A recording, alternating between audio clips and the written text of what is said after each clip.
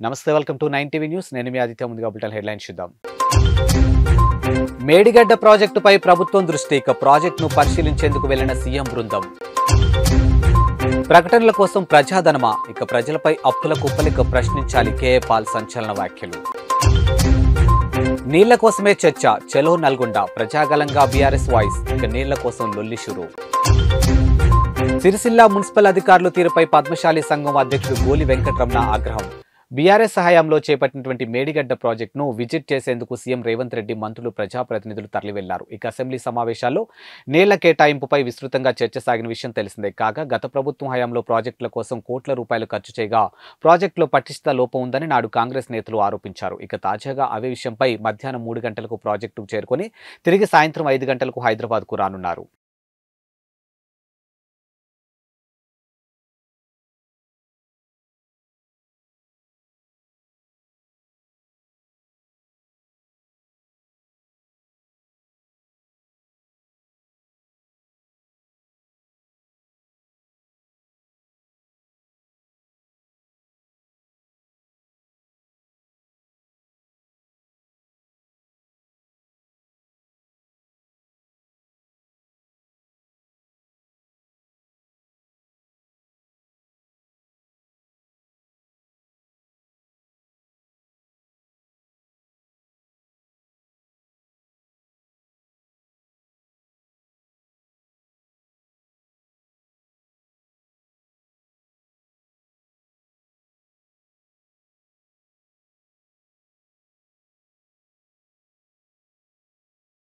లక్షల కోట్లు ఖర్చు చేస్తున్నటువంటి ఏపీ ప్రభుత్వంపై ప్రజాశాంతి పార్టీ అధ్యక్షుడు కేఏ పాల్ ధ్వజమెత్తారు. ప్రకటనల కోసం లక్షల కోట్లు ఖర్చు పెట్టిన వైసీపీ నేతలు, ఉద్యోగులు మహిళలకు ఇచ్చేందుకు డబ్బులు ఎందుకు లేవని ప్రశ్నించారు. మరోవైపు నేను సిద్ధమంటూ ప్రతి పోల్ కాలనీలో పోస్టర్లు ఏర్పాటు చేసినటువంటి ప్రజాధనాన్ని దుర్వినియోగం చేశారని ఆరోపించారు.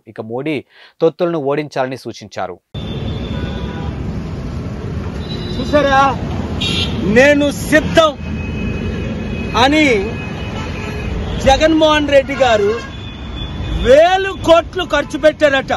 ఎక్కడ చూసినా ప్రతి పోల్కి ప్రతి స్ట్రీట్ లో లక్షలు పోస్టర్స్ 1000 కోట్లు ఖర్చు పెట్టి, ఇది ప్రజాధనం దుర్వినియోగం కాదా? నిరుపేదలకు ఇవ్వడానికి డబ్బులు లేవు, మహిళలకు ఇవ్వడానికి డబ్బులు లేవు, అంగన్వాడీ వాళ్ళకి ఇవ్వడానికి డబ్బులు లేవు, టీచర్స్కి ఇవ్వడానికి డబ్బులు లేవు, శాలరీల టైంకి ఇవ్వడానికి డబ్బులు లేవు, రోడ్లు వేయడానికి డబ్బులు లేవు, అభివృద్ధి చేయడానికి డబ్బులు లేవు. 10 లక్షల కోట్లు అప్పు చేసి వీళ్ళిద్దరూను రాష్ట్రాన్ని దేశానికి అమ్మేశారు. పాలన రావాలి, పాలన మారాలి, చిత్తుగా మోదీ తొత్తుల్ని ఓడించాలి అంటే 7569441275 ప్రతి ఒక్కరికి ఈ వీడియో షేర్ చేయండి, మీడియా ద్వారా, సోషల్ మీడియా ద్వారా. Thank you very much. రండి, ఈ శనివారం 17 తారీఖు సాయంత్రం 6 గంటలకు ఆసిలిమెట్ దగ్గర విశాఖపట్నం మన ఫంక్షన్ హాల్లో ప్రతి వార్డు నుంచి 100,000 మంది తయారవ్వండి. Thank you very much. ప్రతిపక్ష బీఆర్ఎస్ ప్రజాక్షేత్రంలో పోరాటం చేసేందుకు సిద్ధమైంది. ప్రజల కోసం వారి గొంతుకై నిలిచేందుకు హస్త్రాలను సిద్ధం చేస్తుంది. చెలో నల్గొండ పేరుతో బీఆర్ఎస్ పెద్ద సభను తలపెట్టగా మాజీ సీఎం కేసీఆర్ ఈ సభకు ముఖ్య అతిథిగా రానున్నారు. ప్రభుత్వం కేసీఆర్ ఎలా స్పందిస్తారన్న ఆసక్తి ప్రజల్లో నెలకొంది. మరోవైపు అసెంబ్లీ నీళ్ల కేటాయింపుపై సభలో వాడివేడి చర్చ సాగిన విషయం తెలిసింది. కాగా చెలో నల్గొండ కార్యక్రమానికి తెలంగాణ భవన్ నుండి పార్టీ ఎంపీలు, ఎమ్మెల్యేలు, ఎమ్మెల్సీలు, మాజీ ఎమ్మెల్యేలు, పార్టీ సీనియర్ నాయకులు బయలుదేరి వెళ్లారు.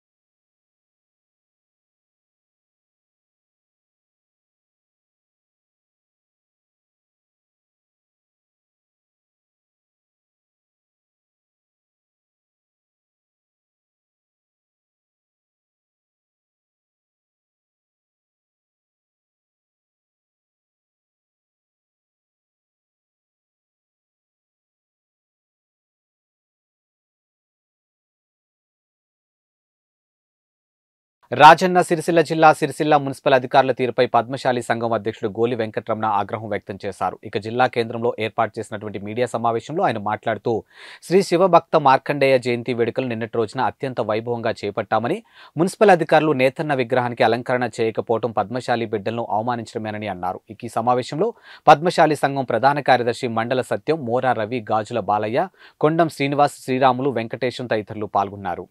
ముఖ్యంగా పోలీస్ శాఖ వారికి, పాత్రికేయ మిత్రులందరికీ మా పద్మశాలి సంఘం పక్షాన ధన్యవాదాలు తెలుపుతాము.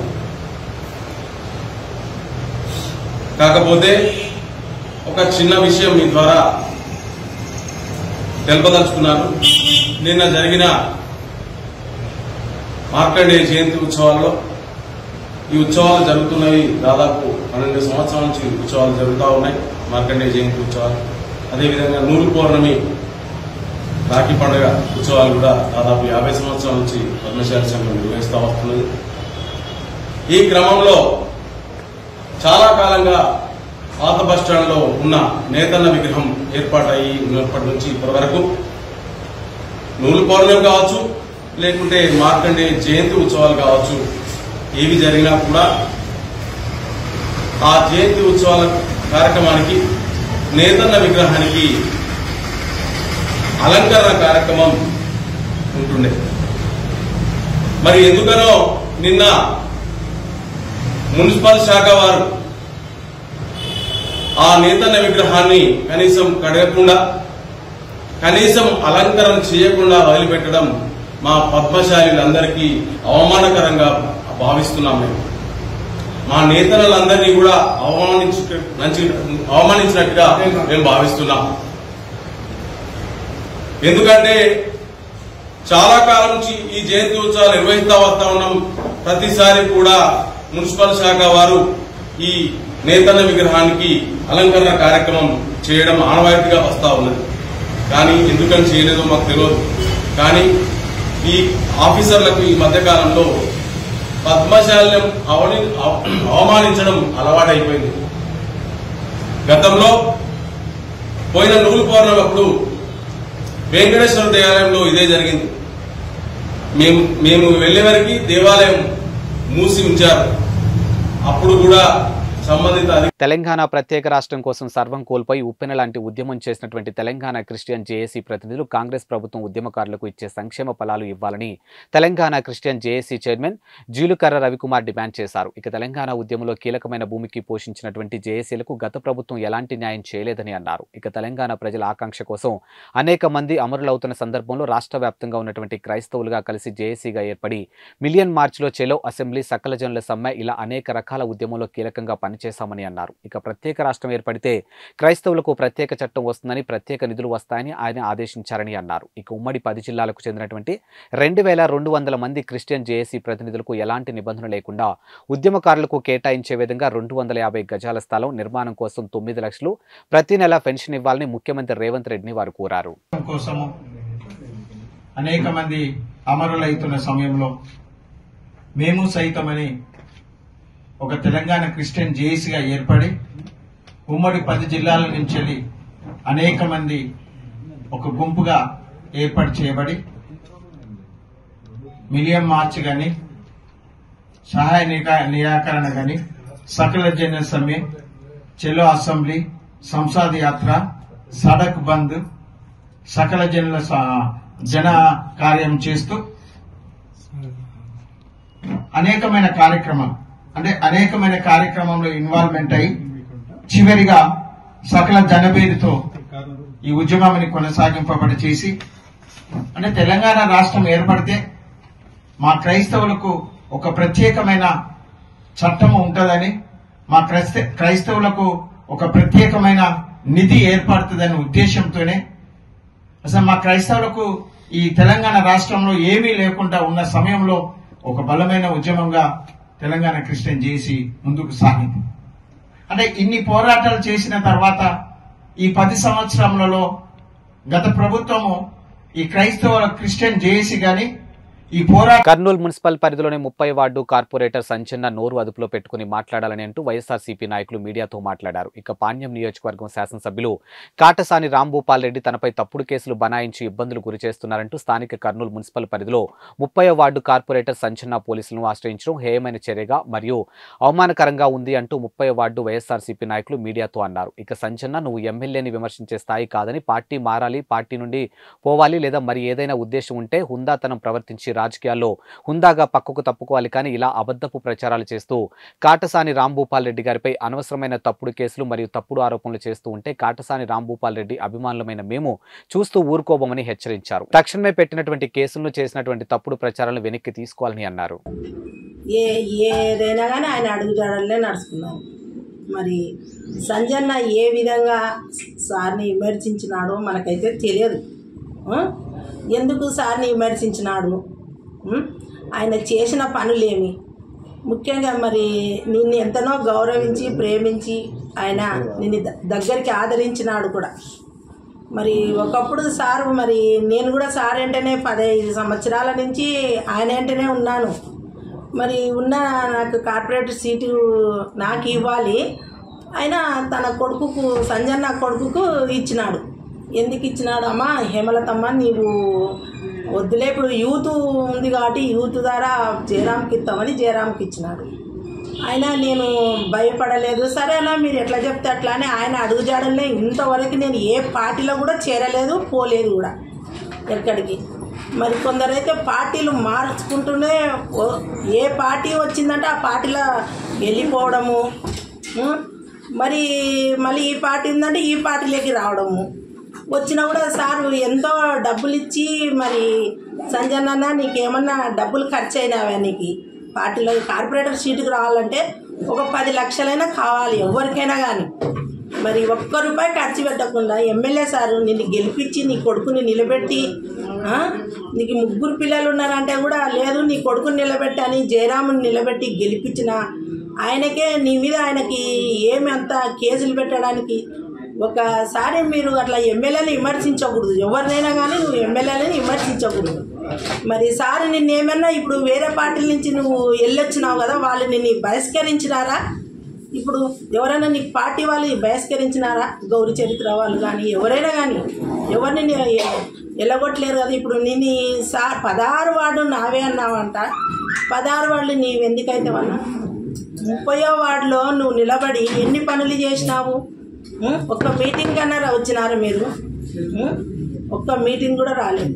విద్యార్థుల భవిష్యత్తు బాగుండాలి అంటే అది ముఖ్యమంత్రి వైఎస్ జగన్మోహన్ రెడ్డితోనే సాధ్యమని ఎమ్మెల్యే కేతిరెడ్డి వెంకటరామరెడ్డి అన్నారు. ఇక శ్రీ సత్యసాయి జిల్లా ధర్మవరం పట్టణంలోని రాఘవేంద్ర స్వామి కళ్యాణ మండపంలో విద్యార్థులతో ఏర్పాటు చేసినటువంటి సమావేశంలో ఎమ్మెల్యే కేతిరెడ్డి వెంకటరామరెడ్డి పాల్గొని విద్యార్థులను ఉద్దేశించి మాట్లాడుతూ వైఎస్ఆర్సీపీ ప్రభుత్వం వచ్చిన తర్వాత విద్యార్థులకు అన్ని వసతులు కల్పించారు. ఇక మన వైఎస్ఆర్ ప్రభుత్వంలో విద్యార్థులకు స్కూళ్లు తెరిచిన రోజు నుంచి జగనన్న విద్యా కానుక కిట్టు, స్కూల్ బ్యాగులతో పాటు ద్విభాషా పాఠ్యపుస్తకాలు, నోట్బుక్స్, షూస్, 3 జతల యూనిఫామ్, సాక్స్, ఆక్స్ఫోర్డ్ డిక్షనరీ పంపిణీ చేశారు. అయితే గత సర్కారు హయాంలో పాఠ్యపుస్తకాలు సైతం ఇవ్వలేని దుస్థితి ఉందని, నేడు ప్రభుత్వ పాఠశాల రూపురేఖలు సమూలంగా మార్పి ఇంగ్లీష్ మీడియం, సిబిఎస్ విధానం, డిజిటల్ క్లాస్ రూమ్లు, ట్యాబ్లు, బైజూస్ కంటెంట్, విద్యా దీవెన, వసతి దీవెన, అమ్మఒడి, గోరుముద్దతో సహా అనేక పథకాలు అమలు చేశారు. ఇక రాబోయే ఎలక్షన్లో కూడా మనం వైఎస్ జగన్మోహన్ రెడ్డిని ముఖ్యమంత్రిగా గెలిపించుకొని ఇంకెన్నో సంక్షేమ పథకాలు పొంది మంచి భవిష్యత్తు వాటితో నడవాలని విద్యార్థులతో కొనియాడారు.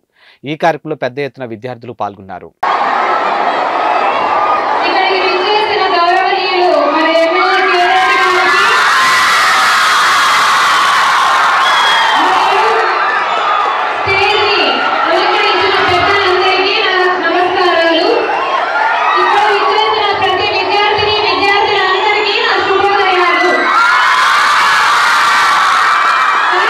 మీరు అయితే అరవదు అంటున్నారు కానీ మీ అభిమానాన్ని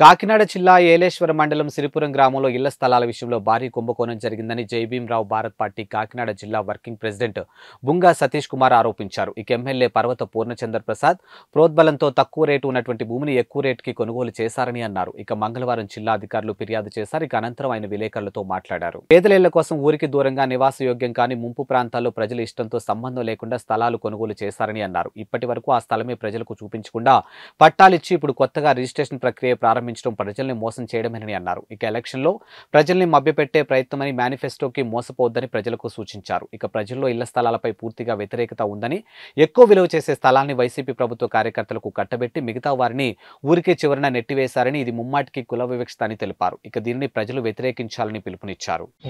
మీడియా మిత్రులకు నమస్కారం. నా పేరు బొంగా సతీష్ కుమార్, జైభీంరావు భారత్ పార్టీ కాకినాడ జిల్లా వర్కింగ్ ప్రెసిడెంట్ని, అలాగే పెద్దాపురం నియోజకవర్గ ఇన్ఛార్జిని కూడా. అయితే ఈరోజు కలెక్టరేట్లో ఒక రెఫరెండం ఇవ్వడం జరిగింది. గతంలో వైసీపీ ప్రభుత్వం ఇళ్ల స్థలాల విషయంలో ప్రభుత్వం వచ్చిన దగ్గర నుంచి కూడా మాయమాటలు చెప్పి మసిపూసి మారేడుకాయ చేస్తూనే ఉంది. అలాగే కాకినాడ జిల్లా ఏలేశ్వరం మండలం సిరిపురం గ్రామంలో ఇళ్ల స్థలాల విషయంలో కూడా భారీ కుంభకోణం జరిగిందని చెప్పుకోవాలి. ఎందుకంటే ఎక్కువ రేటు కొనుగోలు చేసి తక్కువ రేటు ఉన్న భూమిని ఎక్కువ రేటు కొనుగోలు చేసి ప్రజలకి మభ్యపెట్టి అక్కడ కొనుగోలు చేసిన విషయంలో అవకతవకలు ఏర్పడ్డాయని చెప్పేసి మేము గతంలో కూడా అనేక మార్లు చెప్పడం జరిగింది. అయినా కానీ ప్రజల యొక్క మన్నలను తీసుకోకుండా, ప్రజల యొక్క ఇష్టంతో సంబంధం లేకుండా రెవెన్యూ డిపార్ట్మెంట్ వారు, అక్కడ ఉన్నటువంటి శాసనసభ్యులు పర్వత ప్రసాద్ గారు కూడా కుమ్మక్కయ్యి అధిక కుంభకోణం చేశారని, అవకతవకలు ఏర్పడ్డాయని చెప్పేసి చెప్పడం కూడా జరిగింది. మరి ఎందుకు పనికిరాని భూమిని కొని ప్రజలకి కట్టబెట్టి ఎక్కడో ఊరికి చివరన దాదాపు 2-3 కిలోమీటర్ల దూరంలో నివాసయోగ్యం కాని భూమిని కొని ప్రజలకు కట్టబెట్టే పరిస్థితి ఏర్పడింది. వైసీపీ కార్యకర్తలకేమో ఊరికి ఆనుకుని ఒక 50 ఇళ్ళు వరకు ఇవ్వడం జరిగింది. మిగతా ఎస్సీ ఎస్టీ బీసీ వాళ్ళని ఊరికి చివరనే నివాసయోగ్యం కాని ముంపు ప్రాంతంలో ఆ యొక్క స్థలాలను కేటాయించి ఇప్పటికీ కూడా స్థలాలు చూపించకుండా మభ్యపెట్టి ఈ రోజుని కొత్తగా రిజిస్ట్రేషన్ ప్రక్రియ అని చెప్పేసి ఎంతకాలం ఇలా వైసీపీ ప్రభుత్వం ప్రజలను మోసం చేస్తూ వస్తుందని చెప్పేసి ఈ మాయమాటలు నమ్మే పరిస్థితి లేదని చెప్పేసి ఈ యొక్క ఎలక్షన్ ప్రక్రియలో భాగంగానే ఈ రిజిస్ట్రేషన్ ప్రక్రియను తీసుకొచ్చారని ప్రజలందరూ కూడా దీన్ని వ్యతిరేకించాలని చెప్పేసి పిలుపునివ్వడం జరుగుతూ ఉంది. ఖచ్చితంగా దీన్ని ఎదుర్కోవాలి. అలాగే పక్కన ఎర్రవరం గ్రామంలో కూడా అనేక మార్లు మేము ఫిర్యాదు చేయడం కూడా జరిగింది. అది కూడా గుంటూరు జిల్లా మంగళగిరిలో డాక్టర్ వైఎస్ఆర్ మరియు ప్రగాఢ కోటయ్య చేనేత భవనం ప్రారంభమైంది. 6 కోట్ల రూపాయల ఖర్చుతో నిర్మించినటువంటి ఈ భవన సముదాయాన్ని ఎంపీ విజయసాయిరెడ్డి ప్రారంభించారు. ఈ సందర్భంగా ఆయన మాట్లాడుతూ ప్రగాఢ కోటయ్య పేరుతో చేనేత భవనం నిర్మించడం ఎంతో సంతోషంగా ఉందని తెలిపారు. ఇక మంగళగిరి నియోజకవర్గంపై సీఎం జగన్మోహన్ రెడ్డి ప్రత్యేక దృష్టి సారించారని అన్నారు. ఇక అదేవిధంగా జనరల్ సీట్లో బీసీలను నిలబెట్టిన ఘనత జగన్మోహన్ రెడ్డికే దక్కుతుందని కొనియాడారు.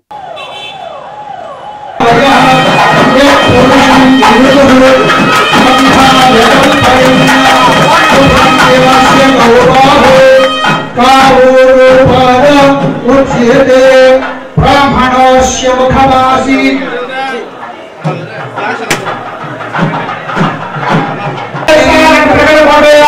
చేనేత భవన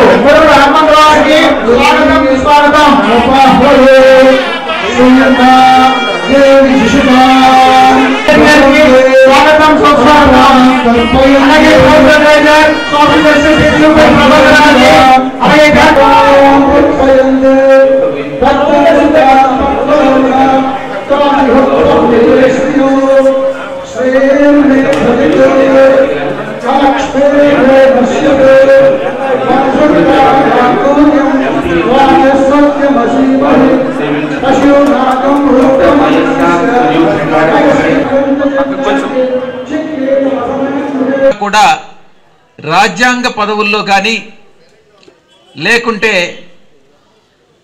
పార్లమెంటులో కానీ లెజిస్లేచర్లో కానీ ఎక్కడ అంత ఎక్కువ ప్రాతినిధ్యం ఉండేది కాదు. 72లో కొంతవరకు బీసీ రిప్రజెంటేషన్ వచ్చింది. ఆ తర్వాత 2009లో స్వర్గీయ రాజశేఖర రెడ్డి గారు, ఉదాహరణకు చెప్పాలనంటే మల్కాజ్గిరిలో సర్వే సత్యనారాయణ గారు జనరల్ సీట్లో ఎస్సీని నిలబెట్టి అయితేనేమి, హిందూపూర్ పార్లమెంట్ అయితేనేమి, రాజమండ్రి పార్లమెంట్ అయితేనేమి, ఇవన్నీ కూడా జనరల్ సీట్స్ అయినప్పటికీ కూడా ఇక్కడ బీసీలను నిలబెట్టినటువంటి ఘనత జగన్మోహన్ రెడ్డి గారిది. బీసీలను నిలబెట్టి గెలిపించుకున్నాం. కర్నూలు గత ఎన్నికల్లో బీసీ గెలిచారు, అనంతపూర్లో బీసీ గెలిచారు, హిందూపూర్లో బీసీ గెలిచారు, రాజమండ్రిలో బీసీ గెలిచారు. దీనికి ఒక శాంటిటీ ఇచ్చేదానికోసంగా మనం చేస్తున్నది కరెక్టా కాదా అన్నటువంటిది తెలుసుకోవాలనంటే కుల గణన అన్నటువంటిది చాలా అవసరం.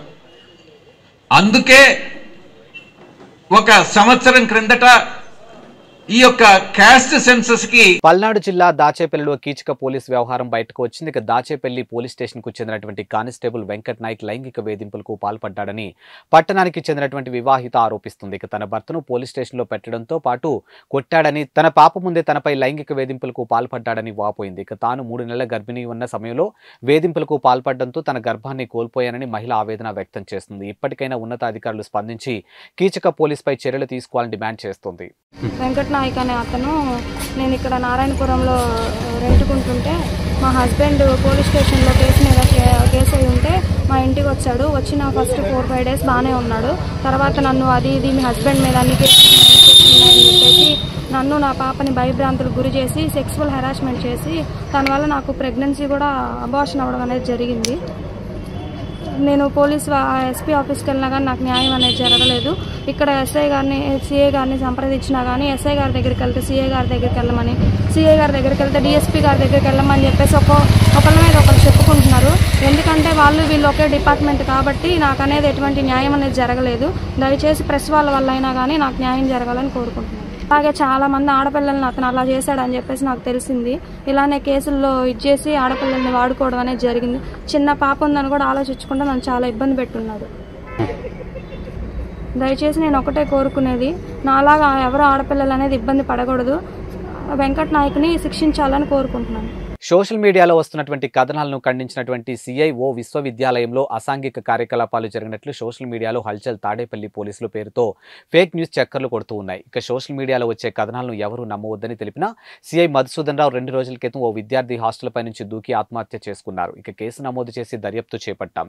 సోషల్ మీడియాలో అబద్ధపు ప్రచారాలు వస్తున్న సందేశాలను అలా ప్రచారాలు చేసే వారిపై చట్టపరమైన చర్యలు తీసుకుంటామని తెలిపినటువంటి సిఐ మధుసూదన్ రావు. కేఎల్ యూనివర్సిటీలో 2 డేస్ ఒక కుర్రవాడు బిల్డింగ్ మీద నుంచి దూకి చనిపోవడం జరిగింది. దానికి సంబంధించి ఒక న్యూస్ వైరల్ అవుతూ ఉంది. 2 అబ్బాయిలు ఒక అమ్మాయిని చంపేసి బ్యాగులో పెట్టేసి కాలేజీలోకి తీసుకొని వచ్చారు. పోలీసుల బాడీని పట్టుకున్నారు. ఆ 2 అబ్బాయిలు పారిపోయారు అనేది ఒక న్యూస్ సోషల్ మీడియాలో వైరల్ అవుతూ ఉంది. అవన్నీ అవాస్తవాలు. ఒక కుర్రోడు, అతనికి కొంచెం హెల్త్ ఇష్యూస్ వల్ల 11th ఫ్లోర్లో నుంచి దూకి చనిపోయినట్లుగా మేము ఒక ఎఫ్ఐఆర్ కట్టుకొని ఉన్నాము. దానికి సంబంధించి ఇన్వెస్టిగేషన్ జరుగుతూ ఉంది. అది తప్ప 2 కుర్రాళ్ళు ఒక అమ్మాయిని చంపడం కానీ, బ్యాగులో పెట్టుకొని పోవడం కానీ, ఆ బ్యాగును పోలీసులు పట్టుకోవడం కానీ, కుర్రాళ్ళు పారిపోవడం కానీ ఏం జరగలేదు. అది అవాస్తవాలు. అలాంటి ఫేక్ న్యూస్ నమ్మొద్దు. దాన్ని ఎటువంటి అనుమానం వ్యక్తం చేయలేదు. ఎందుకు చనిపోయాడని అడుగుతూ ఉన్నారు. అది ఇన్వెస్టిగేషన్ జరుగుతూ ఉంది. వాస్తవాలు బయటకు వస్తాయి. తండ్రికి సంబంధించి అనుమానాలన్నీ నివృత్తి చేయడానికి సీసీ కెమెరాస్ చూపించడం జరిగింది. నైట్ 1:09 ప్రాంతంలో అబ్బాయి ఒక్కడే సెల్లార్లో కూడా దూకే వైపుకి వెళుతున్నట్టుగా సీసీ కెమెరాలో రికార్డ్ అయి ఉంది. అలాగే ఆ అబ్బాయి అంత ముందు రోజు కూడా తండ్రితో 2-3 రోజుల నుంచి షివరింగ్ తోటి బాధపడుతూ తండ్రికి కాల్ చేసి రమ్మని అడుగుతూ ఉన్నాడు. తండ్రి రేపు వస్తానని వాయిదా వేస్తూ ఉన్నాడు.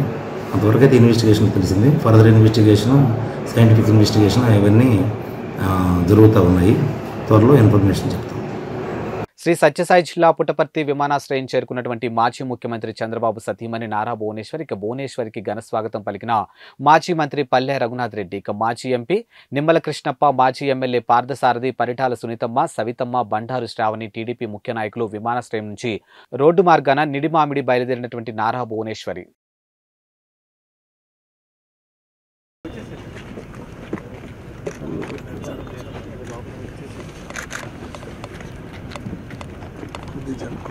सर ఒక నిమిషం పోతాను నేను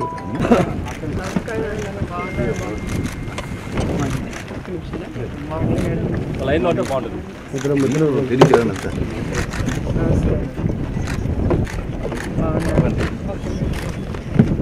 మీ ఎనికి ఇట్లా కలిసి